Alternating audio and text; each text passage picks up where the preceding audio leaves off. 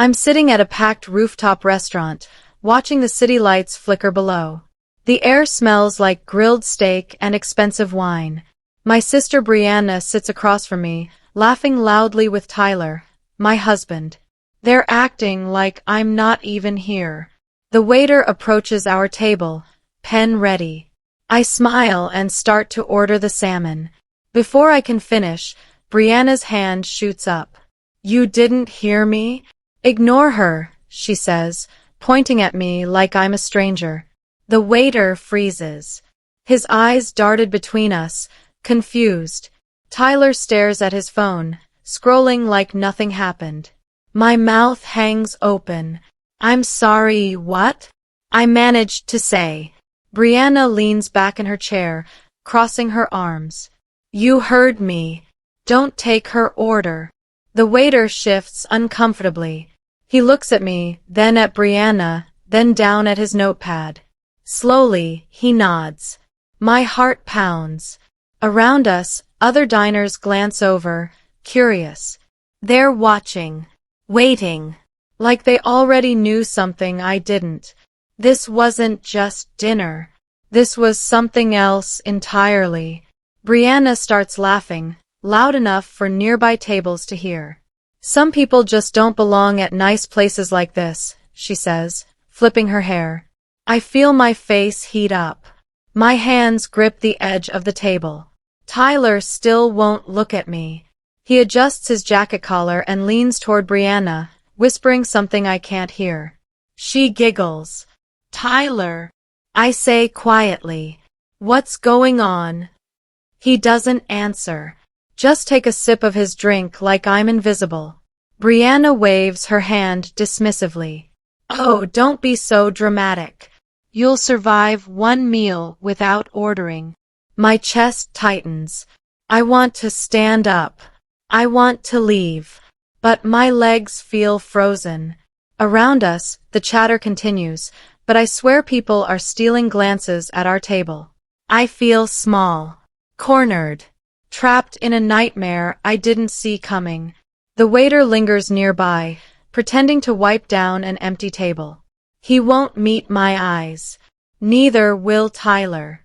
Only Brianna looks at me, and she's smiling. The manager appears out of nowhere, his polished shoes clicking against the floor. He's wearing a sharp suit and a practiced smile. He walks straight to our table. Good evening, he says smoothly. Is everything all right here? Brianna sits up straighter, flashing him her brightest smile. Everything's perfect. Just a little family dinner. The manager glances at me. For a second, I think he's going to ask if I'm okay. But then he turns back to Brianna.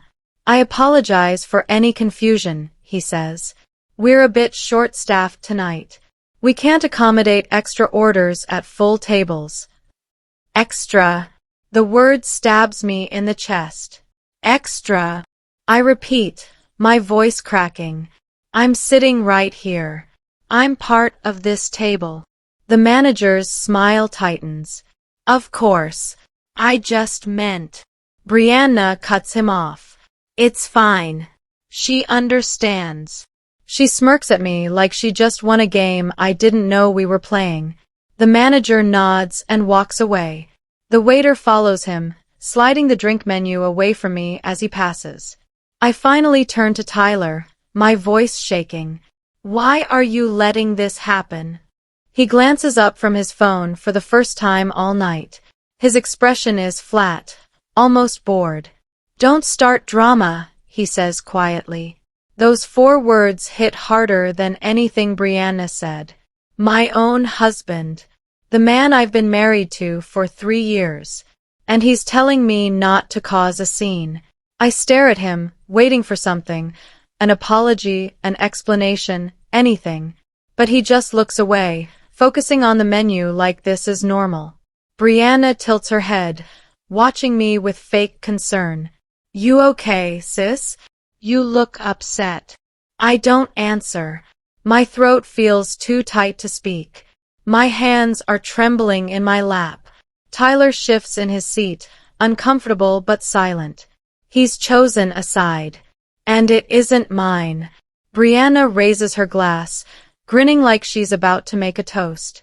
The light catches the wine, making it glow red. Brianna stands, tapping her glass with a fork. The sharp clink silences nearby conversations. People turn to look. I just want to make a toast, she announces, loud enough for half the restaurant to hear. To my family.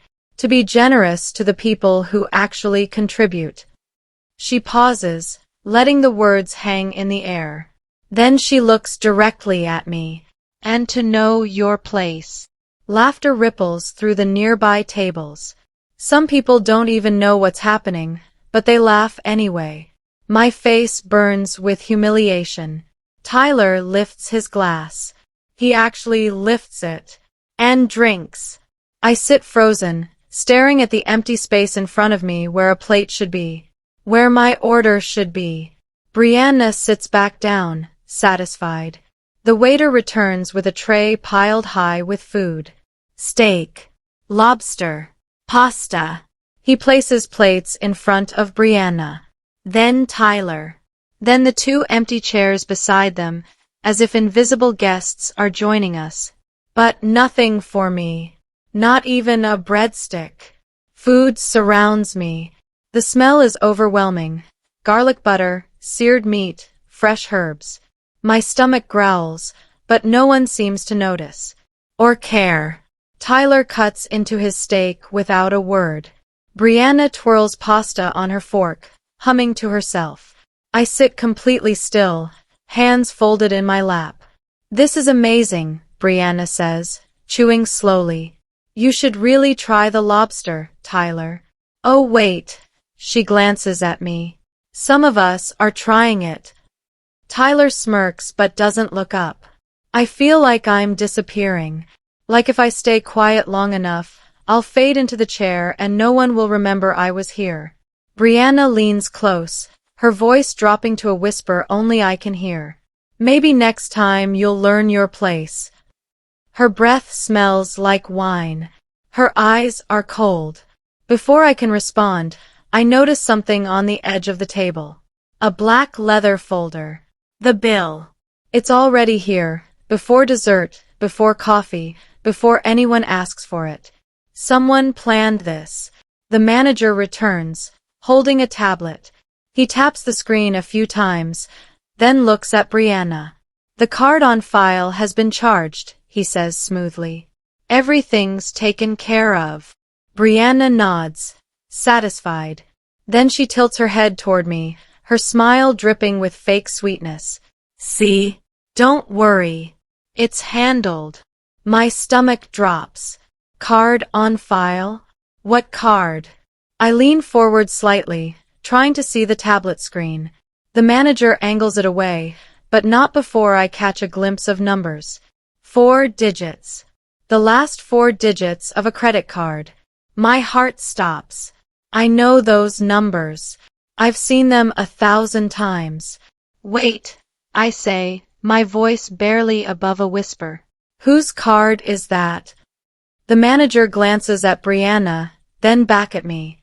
The account holder's name is, he checks the screen again. It's under your full legal name, ma'am. Brianna laughs. A sharp, confident laugh. Obviously. That's why I said it's handled. But I'm not laughing.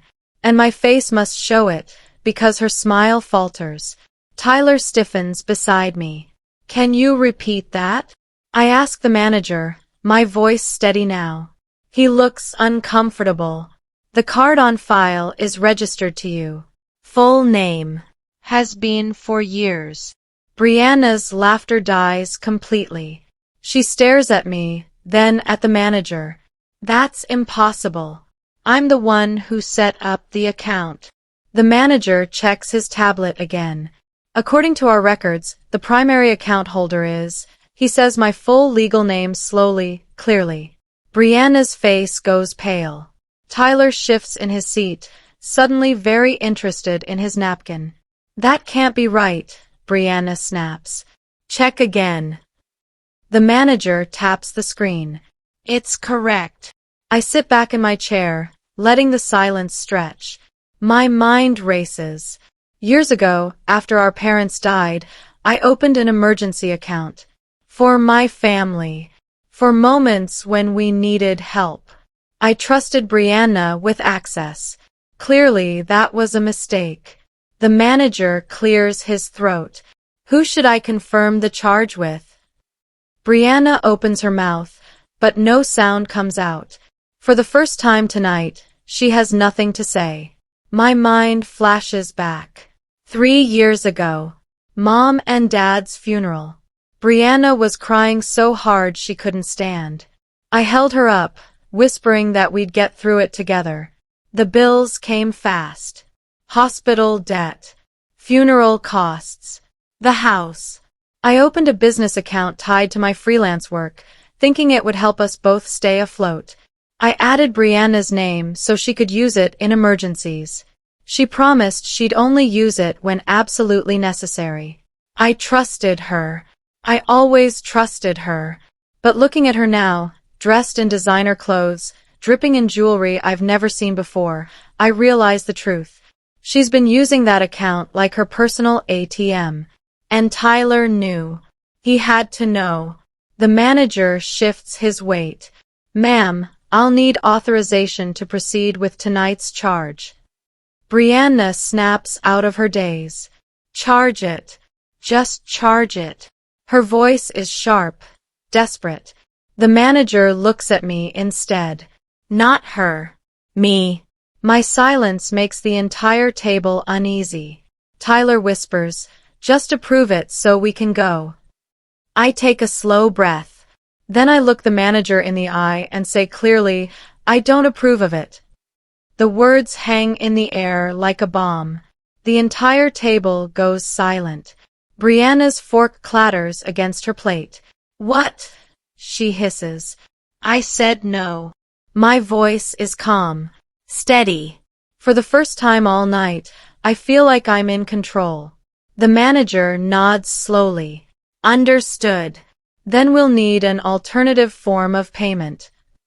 Brianna's face twists with anger. You're joking. You're seriously going to humiliate me like this? I'm not humiliating anyone, I say quietly. I'm just not paying for a dinner I wasn't allowed to eat.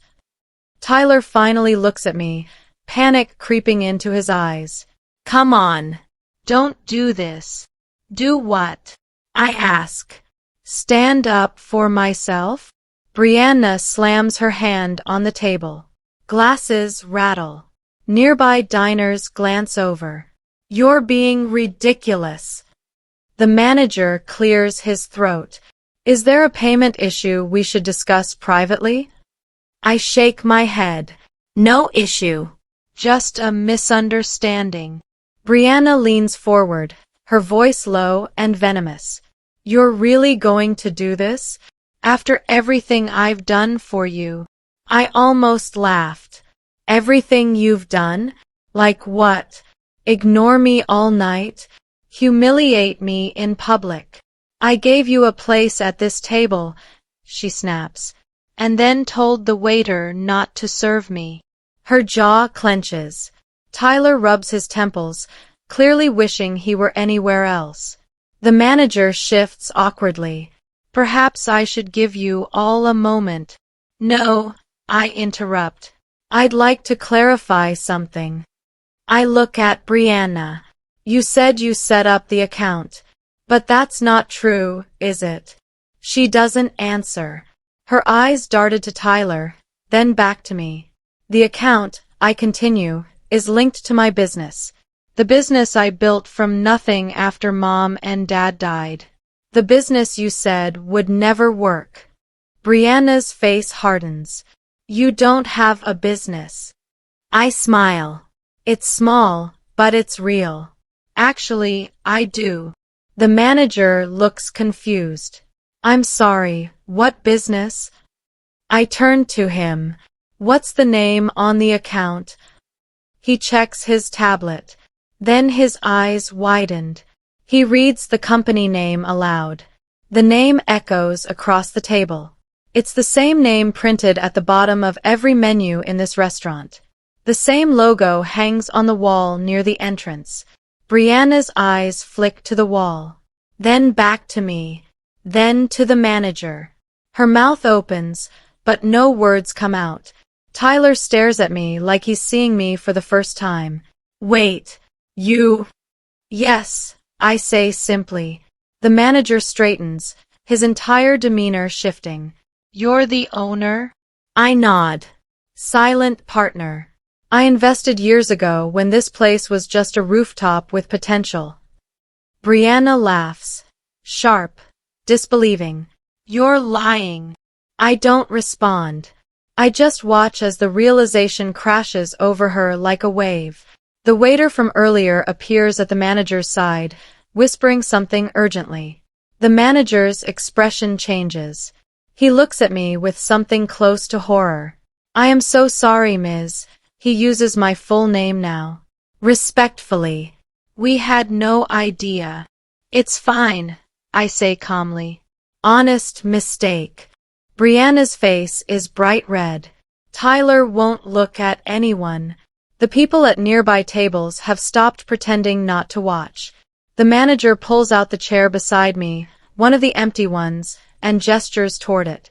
Please, let me get you a proper seat. And a menu. Brianna snaps at him, her voice shrill. She's fine where she is. The manager doesn't even glance at her. His attention is completely on me now. We'll prepare anything you'd like.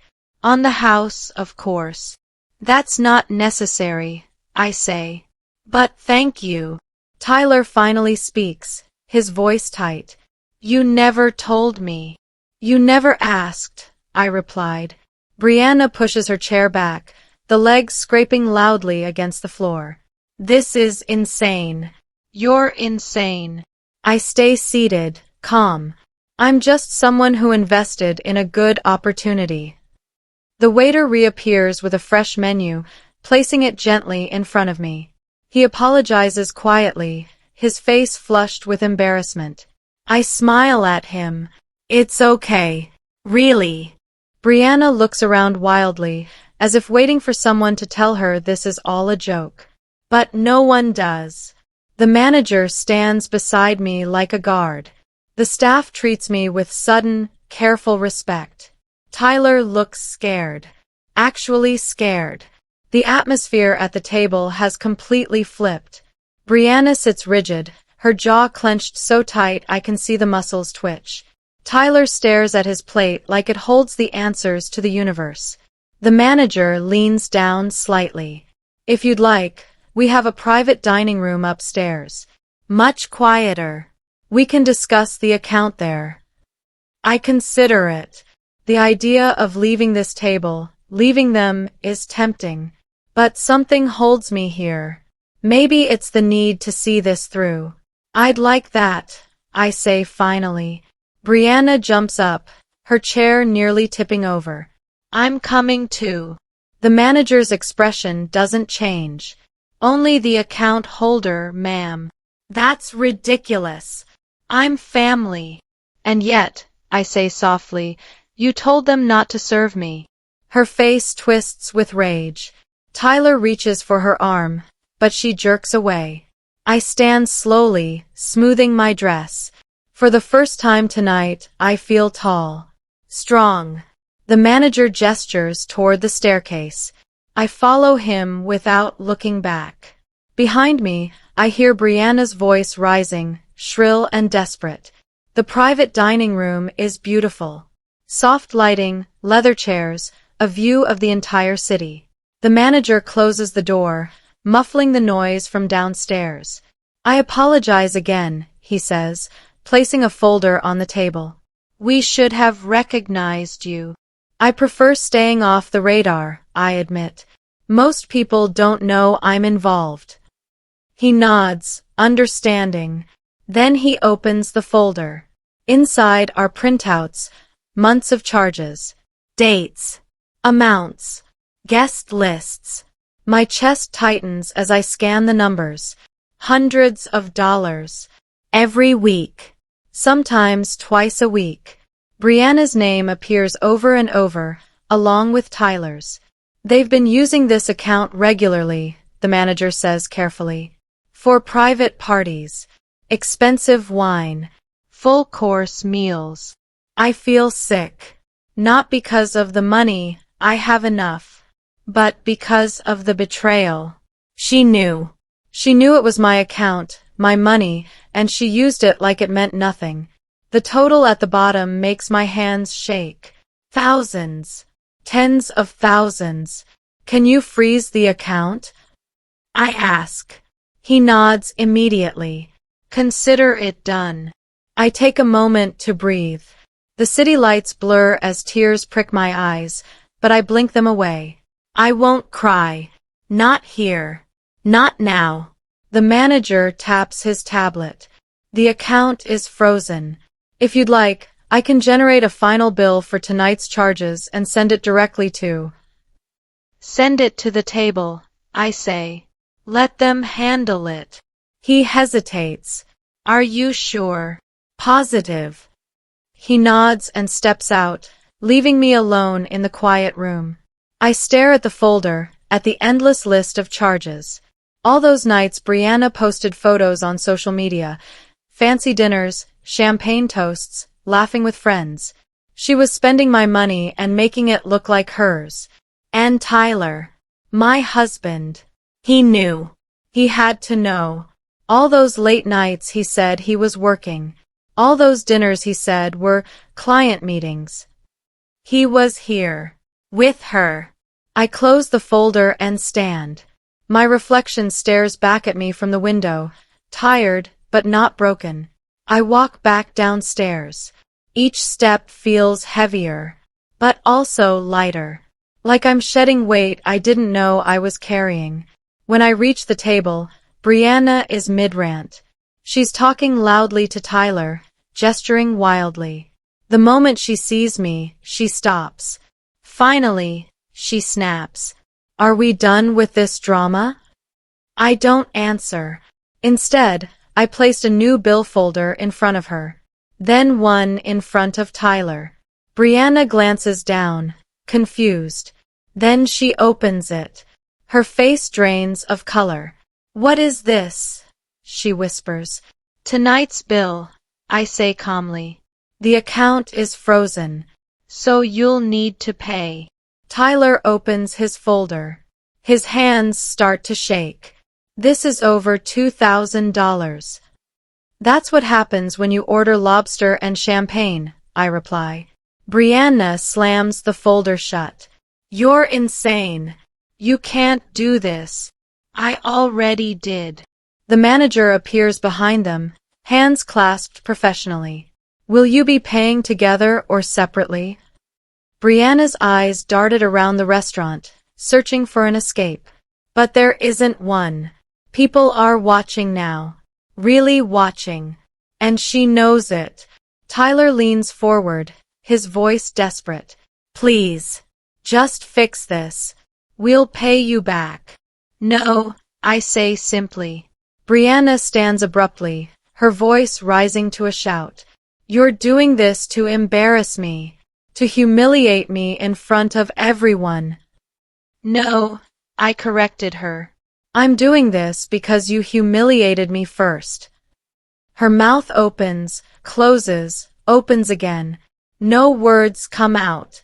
Tyler buries his face in his hands. This is a nightmare. For you, maybe, I say quietly. For me, it's clarity. The manager steps closer. We'll need payment before you leave. Credit card, cash, or we can set up a payment plan. Brianna's hands tremble as she digs through her purse. She pulls out a wallet, flipping through cards frantically. But I already know the truth. She doesn't have enough. She never did. That's why she used my account. Tyler pulls out his own wallet, counting bills. It's not even close to enough. We don't have it, Brianna admits, her voice breaking. Not all of it. The manager nods slowly. Then I'm afraid you'll need to leave a form of payment on file, or we'll have to contact. I'll pay for my drink, I interrupt. I pull out my personal card, not the business one, and hand it to the waiter. Just my sparkling water. Brianna stares at me, her eyes wide with disbelief. You're seriously leaving us here? You left me here first. I turn to Tyler, my husband, the man I thought I'd spend my life with. Did you know? I ask quietly. About the charges? He can't look at me. His silence is answer enough. I thought it would blow over, he finally mumbles. I didn't think you'd notice. The words cut deeper than anything else tonight. He didn't think I'd notice. Like I was too oblivious, too trusting, too stupid to see what was happening right in front of me. I reach down and pull off my wedding ring. The metal feels cold against my palm. I place it on the table between us. Tyler's eyes go wide. What are you doing? What I should have done a long time ago. Brianna's face twists with panic. You can't just leave. We're family. Family doesn't treat each other like this, I say. My voice doesn't shake. My hands don't tremble. I feel steady, clear, free. The manager hands me a receipt for my drink. I sign it carefully, then tuck my card back into my purse. I stand, slinging my purse over my shoulder. The restaurant feels quieter now, like everyone's holding their breath. Brianna grabs my arm. Wait, please. I'm sorry. I didn't mean. I gently pull away. Yes, you did. Tyler stands too, his voice desperate. We can fix this. We can talk. Just sit down. There's nothing left to say. I walk toward the exit, my heels clicking softly against the floor. Behind me, I hear Brianna's voice rising again, pleading with the manager. I hear Tyler calling my name, but I don't turn around. The door opens, and cool night air hits my face. The city stretches out before me, bright, loud, alive. For the first time in years, I feel like I can breathe. I step onto the sidewalk and let the door close behind me. The sounds of the restaurant fade into the distance. I pull out my phone and call a car. While I wait, I look up at the rooftop. The lights glow warm against the dark sky. My restaurant. My investment. My success. And I just walked away from two people who never saw me coming. The next few weeks pass in a blur. I filed for divorce. Tyler tries to call, but I don't answer. Brianna sends long, rambling texts, apologies, excuses, accusations. I blocked her number. I focus on work, on myself, on rebuilding the parts of my life I let slip away while I was busy trying to hold everyone else together. The restaurant manager calls to check in. He tells me the staff feels terrible about what happened. I assure him it's not their fault. He offers me a free meal anytime. I laugh and tell him I'll take him up on that. One evening, I decided to return. Same rooftop. Same view. But this time, I'm not alone. I bring my business partner, my lawyer, and two close friends who've supported me through everything. The manager greets me at the door, smiling warmly. Welcome back. Thank you, I say. And I mean it. We're seated at the best table, the one with the perfect view of the city lights. The waiter brings menus immediately, no hesitation, no confusion. I ordered the salmon. Finally, the food is incredible. We laugh, share stories, and toast to new beginnings. For the first time in months, I feel light, happy, free. Halfway through the meal, I glance toward the entrance and freeze. Brianna is there, standing at the host stand, arguing with the staff. She's trying to get in, trying to demand a table. But this time, the manager shakes his head firmly. He gestures toward the door. She argues louder, her voice carrying across the restaurant. My friends notice. Is that? One of them starts. Yeah, I say quietly. We watch as Brianna is escorted out. She's still shouting, still insisting she belongs here. But the door closes behind her, cutting off her voice. The manager walks over to our table, apologetic. I'm sorry for the disturbance. It's fine, I say. And I mean it. Because for the first time, I'm not the one being escorted out. I'm not the one being humiliated. I'm the one at the table, with people who respect me, who sees me. Dessert arrives, chocolate lava cake, creme brulee, fresh berries with cream. We dig in, the conversation flowing easily. My lawyer tells a ridiculous story about a client. My business partner pitches a new idea. My friends laugh until they cry. I sit back, sipping my wine, watching them. This is what a family should feel like. Later, as we're leaving, the manager pulls me aside. I wanted you to know, we've updated our policies. No one will ever be treated like that again. I smile. Thank you. That means a lot. He hands me a small card. Your next meal is on us. Anytime. I tuck it into my purse, feeling grateful. Not just for the gesture, but for everything. For learning who I can trust. For finding my voice. For walking away when it mattered most. Outside, the city glows. My friends hail a cab, still laughing about something. I breathe in the cool night air, letting it fill my lungs. The divorce finalizes 3 months later. Tyler doesn't fight it. He knows he can't. Brianna tries to reach out one more time, through our aunt. I politely decline. I throw myself into work. The restaurant thrives. My other investments grow. I start a new project, a community initiative to help women in business. It feels right, purposeful. One afternoon, I'm at a coffee shop when I run into an old friend. She hugs me tight. I heard what happened, she says. I'm so sorry. Don't be, I reply. I'm not. She looks surprised. Really? Really? It was the best thing that could have happened. We sat and talked for over an hour. She tells me about her own struggles, her own toxic relationships. I listen, offering advice where I can. By the time we leave, she's smiling. You're different, she says. Stronger. I feel different, I admit. That night, I returned to the rooftop restaurant one last time. Alone this time. Just me and the city. The manager greets me with a warm smile. Your usual table? Please.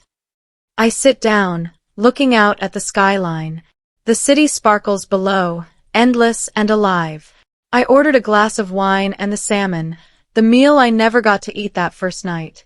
When it arrives, I take my time, savoring every bite, every moment. The waiter stops by. How is everything? Perfect, I say, and I mean it. As I finish, the manager brings over a bottle of champagne. From the staff, he says. We wanted to celebrate you. I laugh, surprised. Celebrate what? Everything, he says simply. Your strength, your grace, your success. He pours a glass, and I raise it toward the window, toward the city, toward the future. This time I make the toast. To new beginnings, to knowing my worth, to never settling for less than I deserve. The champagne is sweet, the night is warm, and for the first time in a long time, I feel completely, utterly free. I set down my glass and smile. This is my table now, my city, my life, and no one can take that away.